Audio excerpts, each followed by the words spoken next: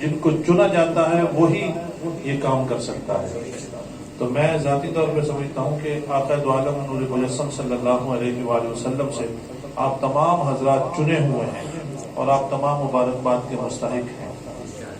میں جناب قبلہ پیر طریقت رہبر شریعت حضرت قبلہ سید راشد اسلم ثاقب خیر آبادی دامت برکاتہم العالیہ آپ کا شکریہ ادا کرتا ہوں کہ آپ نے یہ مہربانی فرمائی، آپ نے صدارت فرمائی، سرپرستی فرمائی، آپ کے زیر نگرانی یہ سب الحمدللہ یہ ہو رہا ہے. ہمارے پاس پہلی مرتبہ یہ ہے کہ کوئی اس طرح کا شعراء کا پروگرام ہو رہا ہے.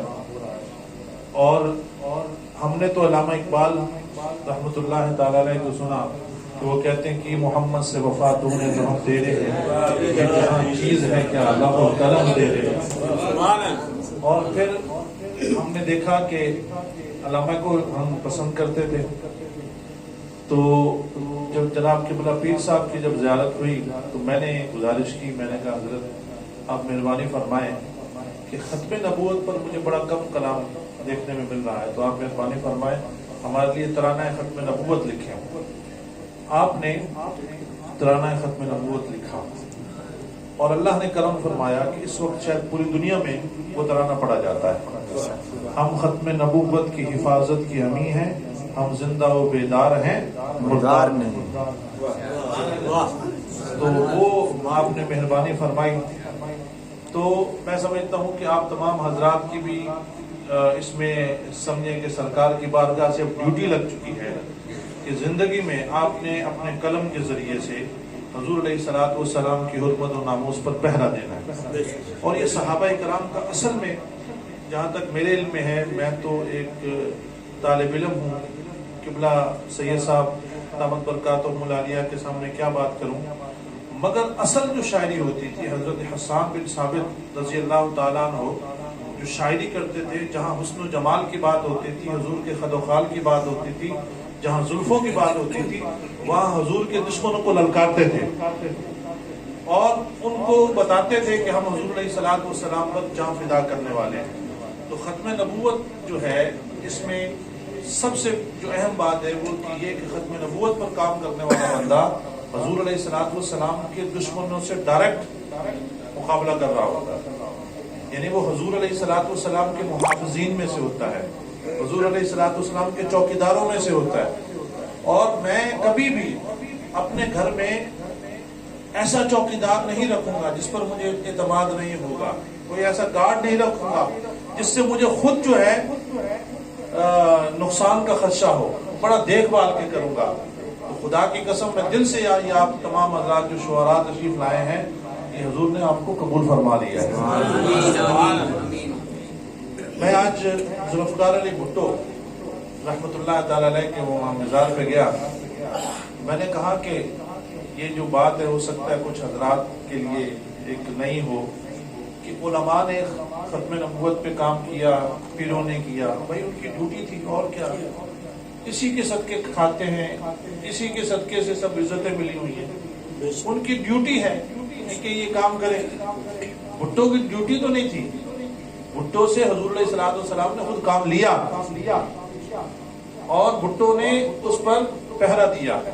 اور آج اگر بھٹو کا مزار دیکھ لیں، میں کہتا ہوں بڑے بڑے لوگوں کا وہ بات نہیں ہوگی. وقت جیسے گزرے گا بھٹو کی اہمیت صرف اس وجہ سے کیونکہ ہماری کسی سے بھی محبت اللہ اور اس کے رسول صلی اللہ علیہ وسلم کے.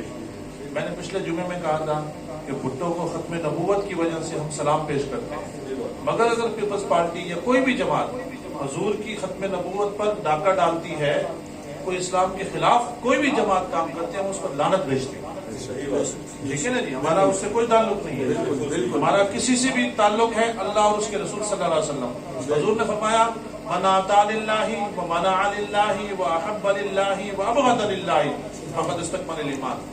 کہ جس نے کسی کو عطا کیا اللہ کے لیے، منع کیا اللہ کے لیے، محبت کی اللہ کے لیے، بغض رکھا اللہ کے لیے، فرمایا وہی کامل ایمان والا ہے. سبحان اللہ. تو اصل تو کامل ایمان. اور دوسری بات کہ آپ نے حضور میں زیادہ ٹائم تو نہیں لے رہا، 2 منٹ بات کر دوں کیونکہ جیسے شعراء حضرات کے لیے ہے نا کہ وہ اپنا کلام سناتے ہیں، اور ضرور سناتے ہیں اور ان کو خوشی ہوتی ہے. میں یہ سمجھتا ہوں کہ یہ ختم نبوت کی جو چوکیداری ہے، ایک دو باتیں میں عرض کرتا جاؤں. علامہ اقبال سے کسی نے پوچھا، علامہ کیا بات ہے کہ تو سرکار کی بارگاہ میں بھی مقبول ہے اور دنیا تجھے اتنا پیار کرتی ہے، کیا وجہ ہے؟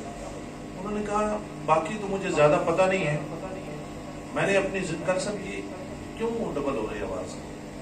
ایک کو بند کر دیں. انہوں نے کہا باقی تو مجھے پتہ نہیں ہے، مگر اتنا ضرور ہے کہ میں نے ابھی تک اپنی زندگی میں 1 کروڑ مرتبہ حضور پر درود و سلام پڑھ چکا ہوں.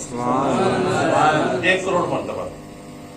یہ علامہ اقبال، اس کے بعد پتہ نہیں زندگی میں اور کتنی مرتبہ پڑھا ہوگا. مگر ایک موقع ایسا آتا ہے کہ علامہ اقبال کہتے ہیں اسی گلاں ہی کردا رہ گئے، درخانہ کا منڈا بازی لے گیا. اسی تے گلاں ہی کرتے رہ گئے.